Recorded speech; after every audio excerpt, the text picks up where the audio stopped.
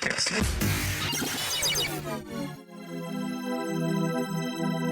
demystify what goes on behind the therapy room door. Join us on this voyage of discovery and co-creative conversations. This is The Therapy Show, Behind Closed Doors podcast, with Bob Cooke and Jacci Jones. Welcome back to The Therapy Show, Behind Closed Doors, with myself, Jacci Jones, and the wonderful Mr. Bob Cooke. And this is a good one following on from last week's podcast. What we're going to be talking about in this one is, do we always have to address the unconscious process within the therapy room? Yes, a wonderful subject area for me, because I always thinking developmentally and thinking about the unconscious. But before I want to say that, I just want to say, I know you introduced me as in that very nice, kind terms about being wonderful, but I've said this before and I'm going to say it again. You're also wonderful. Oh, bless your heart. Thank you. And an inspiration for me. And I've very much drawn, you often say you learn a lot over the last 4 years in podcasts, but I've learned a lot from you as well. I appreciate that. Thank you. I think we have a good way of bringing the best out of each other in these podcasts. Yeah, they've been I've enjoyed them a lot, and I do enjoy them, and they're very fruitful. And in terms of human encounter, what you're just talking about, I've got a lot out of them in terms of, it's not just talking to you, but also it's allowed me to reflect on the many aspects of humanity and psychotherapy that's been a passion for me. Yeah. So I wanted to say that at the beginning of the new year, and long may it continue. I 100% agree, Bob. Yeah. I would imagine for you, because you have been doing this job for a while, it's nice to reflect over some of your past clients and past it's wonderful and experiences. Yeah. It really is a wonderful, but people say to me, have you had a good career? Well, it's not completely ended yet. The clinical work I stopped at 49, but sorry, 49, I mean 69. But there's nothing more fruitful in my life actually to either talk about, think about all the journeys I've been on with people clients have inspired me and their courageous journeys, and I like to think I've helped them in some ways. That brings me a lot of personal and professional satisfaction. Absolutely. Yeah. You are correct. Yeah.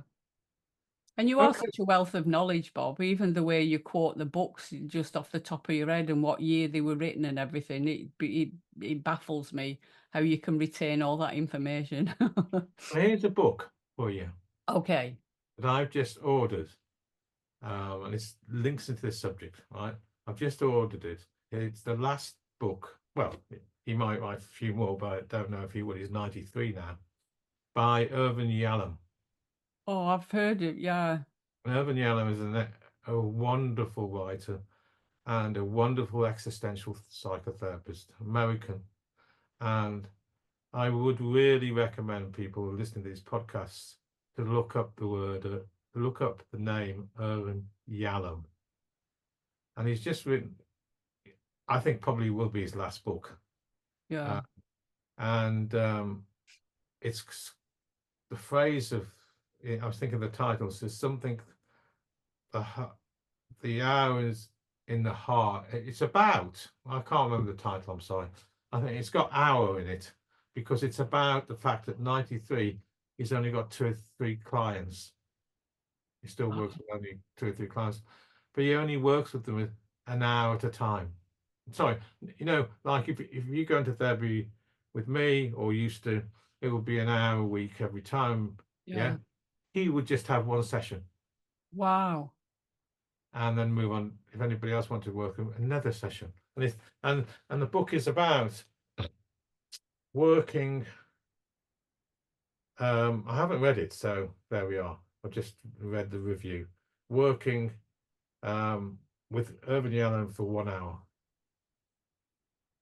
And what can be That's achieved. interesting. How much can you achieve in 1 hour with somebody? Yeah, so I can't wait to read the book because he was well known and is well known for existential psychotherapy and working for a long time with clients with real existence issues. I don't know why, but it just came into my head about speed dating. It's a bit Well, it's like an hour, isn't it? literally an hour. It's like, yeah, So the book should be here. Actually, I've just you've reminded me talking to you about the fact that it should be here. So, you know, sometime in one podcast, I'll have read the book. I'll tell you about it. yeah, But we, of course, always thought about the unconscious. That's where I'm leading to. yeah, So I'm the same. I always think about the unconscious process in the room between myself and the client. And I see part of my job as a therapist is to help the client decode what they find so hard to understand and to explain to me. yeah. So You when know, we're talking about the unconscious process, what are yeah. we actually talking about? So you and me are talking, yes? Yeah, So you have a transactional dialogue and I've got one with you. But there's also a lot of our consciousness, which is being processed at a level we're not aware of. yeah. So So because our biases and our prejudices, habits and processes and things like that, that it's like habitual stuff. We don't think about it. that's right. And we act out almost habitually from a place we're not aware of. So if we change the words of unconscious and unconscious and unconscious to in awareness and out of awareness Yes. instead Yeah. of conscious and unconscious, that might be easier to articulate. Yeah. So out of awareness equals unconscious. Yeah. In awareness equals conscious. Yeah. So if we're acting out from a place of out of awareness, we're acting out from an unconscious place. Yeah. Yeah. Which is usually come from years and years and years and years and years of carrying out defense systems which were adopted years ago of keeping our vulnerable younger self safe, Yes. but they become habitual. Yeah. So we're not really aware of them Yeah. until they're brought into our attention.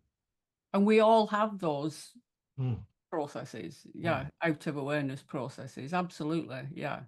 So last week I was talking about sexual tensions in the room, and Yeah. I think I ended the podcast by saying you can have two human people at the age of 37 and 34 which can be attracted to each other, but in terms of a therapist-client relationship, if that is there, you need to refer on. And I was talking in the podcast about going to supervision XXX to just look at where those feelings come from.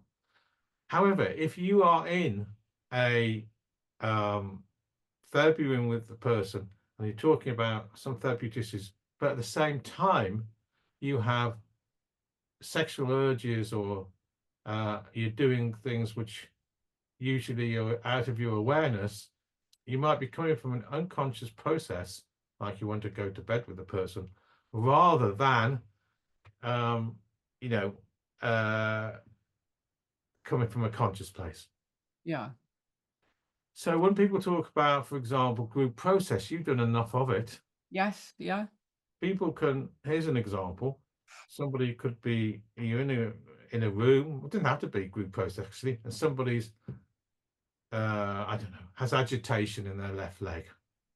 And they're talking about what they've been doing in the past week, but their right leg has increased agitation. And then unless you point it out to them, they say, oh, I never known. I didn't realize my leg was had increased agitation. Yeah. Now, if you put it another way and say to them, okay, what would your left leg want to say now? if it was able to speak. And they say to me, oh, that's easy. I'm so angry, I'd like to kick my boyfriend down the stairs. Wow. Yeah. So it's the therapist's job, I think, to pick up on unconscious processes that people aren't aware of, because it often is an example of things which are being enacted out, which not only is the person not aware of, but reinforces perhaps unhealthy behavior. Yeah. So when we talk about unconsciousness, we're talking about the part of ourselves that we're not aware of, which could be reinforcing a script which is unhealthy. And we need to help the person be aware of the unconscious processes, such as I've just explained. Yeah. So they can come from a holistic place instead of a disowned place which they've left in the wilderness of unawareness. Yeah. Which again is a process in itself, is bringing that to the awareness. One, for us to get to know the client, to know what, you know, to notice those changes or those habits or patterns or whatever. And then two, to bring it into the therapy process and to discuss it. Yeah, so it's like, you know, as we're talking about your self-harm today, and you know, we talked about it last week, and you're talking about how you've often thought about killing yourself. I'm aware that as you talk about that, you tend to always laugh. Are you aware of that? Yeah. Yes. And then the person says, well, it's better that I laugh, otherwise I'd cry. Oh, and then the therapist, if you've got any sense, will say, well, tell me about those tears, rather than seducing me with your laughter.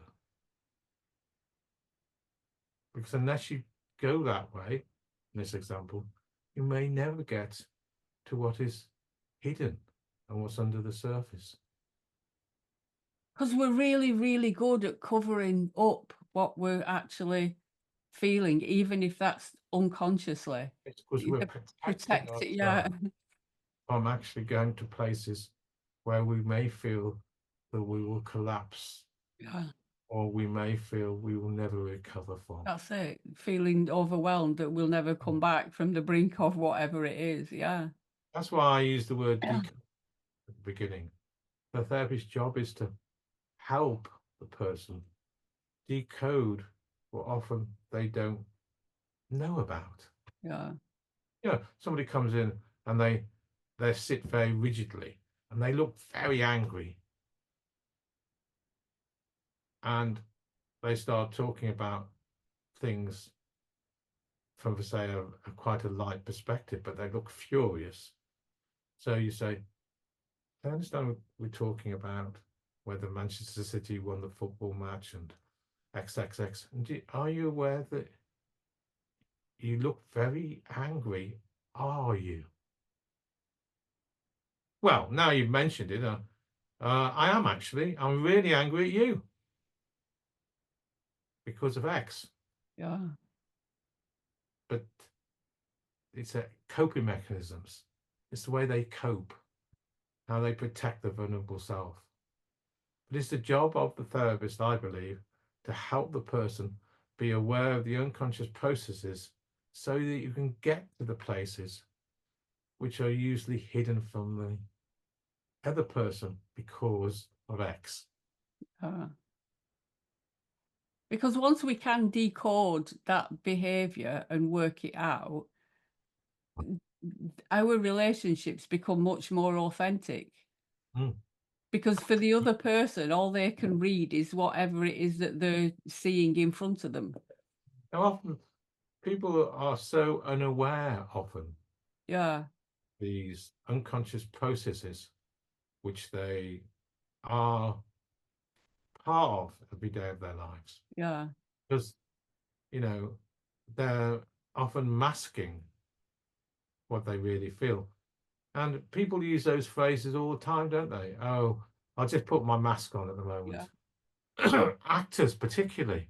Yeah. I've worked with enough actors who say, oh, I just put my mask on, I'm not really me. And so then the therapist needs to say, well, let's just leave the mask outside the room for this session and tell me a little bit about what's underneath the mask. Yeah. And that's a really vulnerable place to be or to go. Yeah. So people have to have quite a lot of trust in the therapist. Timing is the real key to all this lot. You may choose to notice all these things, by the way, but because you don't know the client and you haven't heard their story and XXX, and maybe you even got a contract for treatment, leave it in your head. Yeah. And as time goes on, you build up the relationship and you start recognizing the repetitive patterns of unconscious process. You can then judge the timing of the clinical intervention.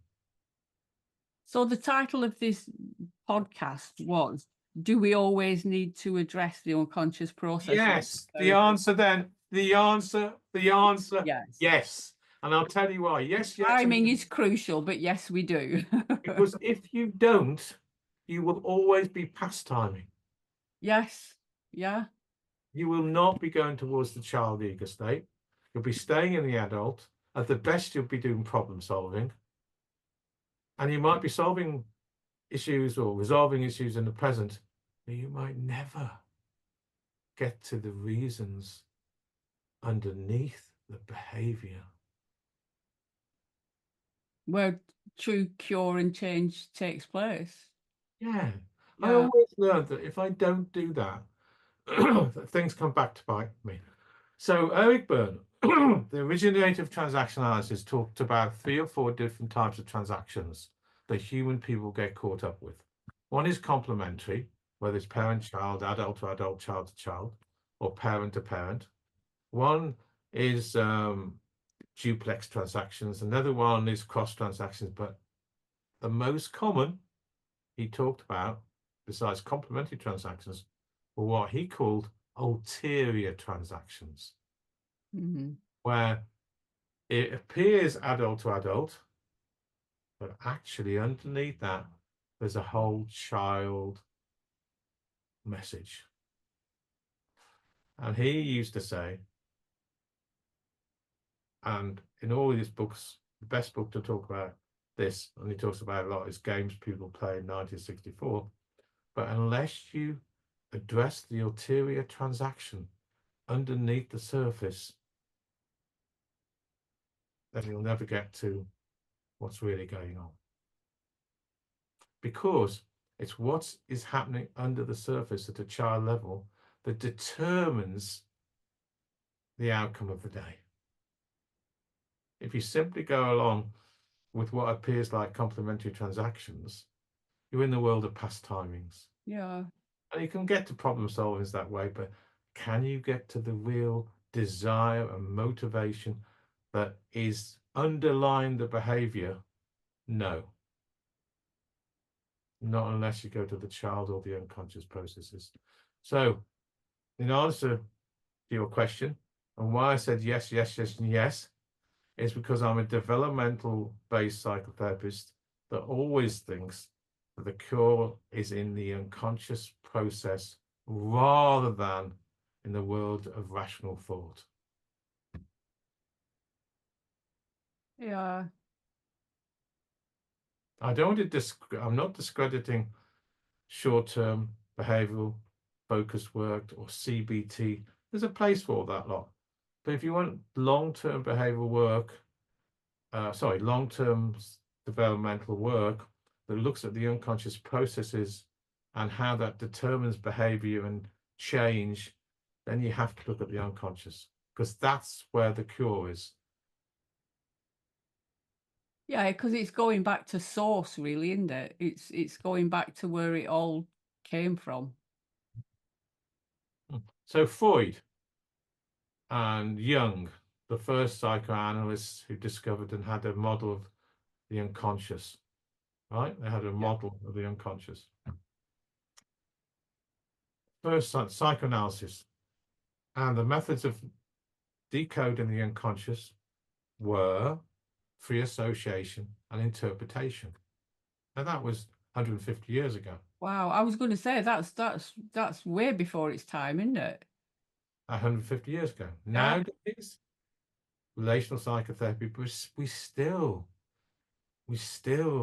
adhere to Freud's thinking about the importance of thinking about how the unconscious processes affect conscious behavior. Yeah. There's something for me about when we're thinking logically, we're bypassing everything else. I don't know what that is, but we can filter things out. We can say the right things.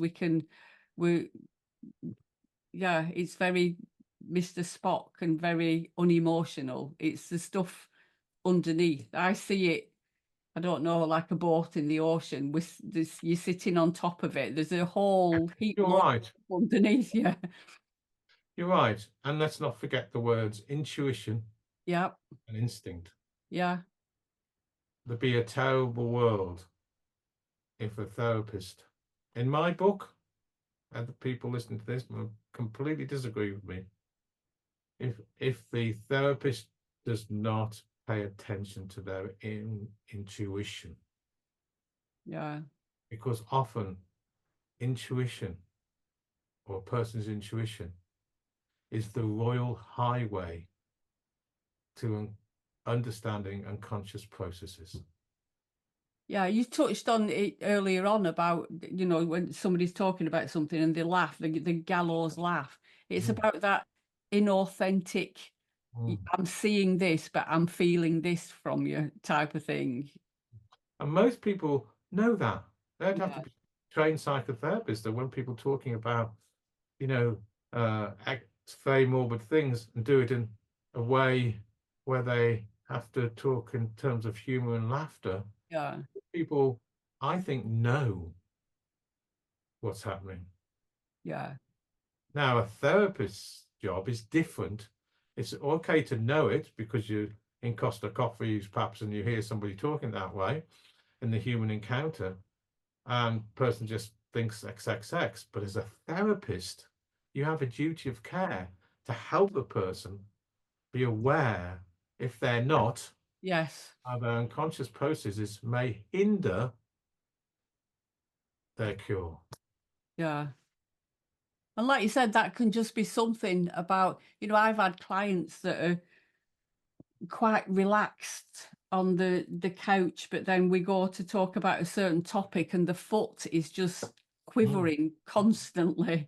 Do you know, they start to get agitated. The voice doesn't change, but the body language is completely changed when we're talking about one subject, to, you know, to bring that Well, into their awareness. yeah, that's right. I was on a holiday not long ago. This is part of the psychotherapist world. Come into my world. And I notice all those things you're talking about. So, you know, the agitated legs, the stressed person, the people who's talking about this at a time when I think that's really not congruent. But because I'm on holiday, or because I'm talking to X, X, and X, it's not my job, and I've not even got a contract to Yeah, help somebody be aware of that, and I wouldn't do it. As a yeah, therapist, I have a contract to help a person towards a certain aspect of cure, which they may never be aware of, what stops them moving into a healthy relationship. yeah, I have a contract to put the two together. And that's a completely different world. I have a contract and I'm trained to do that. In life, I just simply notice it, and that's their processes, and let them get on with it. yeah, yeah, It's when you come into the world of therapy, when you get paid to help a person be aware of what they may not be aware of, or even if they are aware of, they're hiding from themselves what they're aware of, in the service of cure. That's the yeah. job. Again, when just what you've said then, Bob, it's like, what? There's so many layers to this. Do you know what I mean? It's not just two people in a room having a conversation in No, a safe space. no. It's layer upon layer upon layer. Yeah. And I have a contract to help people be aware of things they may not even be aware of themselves, and I help them decode and put things together so they can start understanding how they become the way they are and how that doesn't help them or hinders them in life. And Yeah. that's been my job for 40 years. Yeah. And I've been paid to do it. And it's a job I was good at and is good at. But when I'm out and about, I might see all those things, but the last thing I'm going to do is move into a psychotherapy Yeah. model. I can And assure it can be quite an interesting thing to do when you're sat in Costa Coffee. We're advertising them, aren't we, both of us? Yeah, so we shouldn't be To doing that. people watch and to see the different behaviours that people have when they're talking to people. Do you know, it's interesting. It fascinates me. That's why I watch a lot of reality TV programs. One that's on the rounds at the moment, which Steph, that's my wife, mocks me for watching, by the way, because she doesn't watch many reality television programs. It's called Love is Blind. Oh And yeah, where they're in the queue, capsules and they can't see each other. Yeah, and they can't see each other. You know, what is said by voice, yeah, tone of the voice, yeah, i- absolutely. intonations of the voice, Yeah, questions that are asked, all that stuff really intrigues me as a psychotherapist in the study of the unconscious. yeah. And I think, you know, often people talk about being a good listener. To me, listening isn't just about hearing what they're saying, it's Ah, about not at all. observing changes and body languages and, like you said, the tone, your how you feel in the conversation and everything. Yeah, Now, I studied transaction analysis like you did for a long time. And what we got trained in is being detectives at looking at what is termed ego shifts. yes, People yeah, move from one part of themselves to another. yeah, Now, in transaction analysis language, from adult in awareness to child, often out of awareness. yeah, But people then are often not aware they've even moved to different parts of themselves and whether that may be harmful or destructive. Now, my job as a transaction analyst, and I'm contracted to do, is to help people be aware when they've moved from different parts of the self in the service of cure. yeah. It can be a really interesting session when you observe that and let them know you've shifted again. I can remember in training it was done where we had to literally move places and move chairs every time we moved ego state, you know, as an example. Geez, I didn't sit longer than 2 seconds in one chair before I was up and moving to somewhere else. Yeah. So, in answer to the question, if you are going to be a developmental relational psychotherapist, yes, it is very important that you help the person be aware of when they're out of awareness and how that may hinder them in the service of cure. Yeah. Eric Byrne did it all the time. He ran 1961. He ran groups in psychiatric, Carmel Psychiatric Hospital, and he taught them using his first model, transaction analysis, when they were in parent ego state, part of themselves, when they were in child ego state, part of themselves, and when they were adults. And he taught them to be aware of when they move from adult to adult complementary transactions to ulterior transactions. He didn't then go further and work with the ulterior transactions because he was working with the psychotic population. Yeah. And you don't want to invite them into their own hell. But he did teach them how to be aware of when they've moved from adult and how to be aware of how to strengthen their adult ego state and stay in adult. But if we could all do that, that would be an amazing thing if we could just, you know, shine a torch on this is what happens, this is human behavior, this is what we do. Yeah, and as therapists, we're in that. Well, I was in the position because, as I said, my job was relational developmental psychotherapy, putting past and present together and conscious and helping them understand themselves. I got paid to do it. Yeah. What a job I was in. I would be the world's worst short-term psychotherapist. I would be devoid of all those things I'm talking about. I love that, I'd Bob. want to actually say, what about the da da da da da? Yeah. And I wouldn't have the contract to do it. But I was in a very fortunate position that I trained in a model which enabled me to start putting past and present together, or out of awareness and in awareness together, and help the person understand what was happening underneath the surface and how that might link into an unhealthy process for them in life, and what they needed to do to understand themselves enough to be in charge of their own destiny. I was paid to do that. I hope this has fired people's enthusiasm for the job that they do, because it certainly fired my enthusiasm again. Yeah, you can see by how passionate I Yeah, been very, very, very lucky to be in the job I've been in. yeah. I've been paid to do what I There's- think your clients have been very, very lucky that you've been in the job that you've been in as well, Bob. No, I hope that's very kind of you.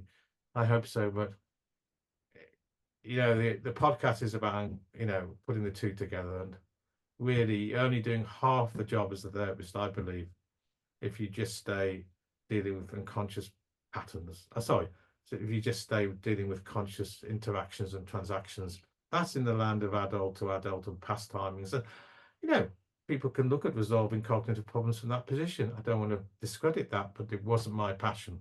Yeah. Yeah. I kind of agree. There is work that can be done on that adult to adult level with certain things, but I don't think it's long-term change that takes place. There's not. No, it's often in the world of coaching. Yes. Yeah. I don't want to go down the road of coaching. It's just a different calling. It wasn't my calling. Yeah. So another wonderful podcast, Bob. What we're going to be discussing next time, according to my wonderful book and the list that you've given me, is more than two of us is a crowd in the therapy room. Oh, well, that's a fabulous title. I'll have to pat myself on the back for coming up with that title. You come up with some crackers, yeah. So I look forward to talking about that. Okie doke, Bob. Until next time, Okay. thank you so much. Take care. Take care. Bye. Bye. Bye. You've been listening to The Therapy Show, Behind Closed Doors podcast. We hope you enjoyed the show. Don't forget to subscribe and leave us a review. We'll be back next week with another episode.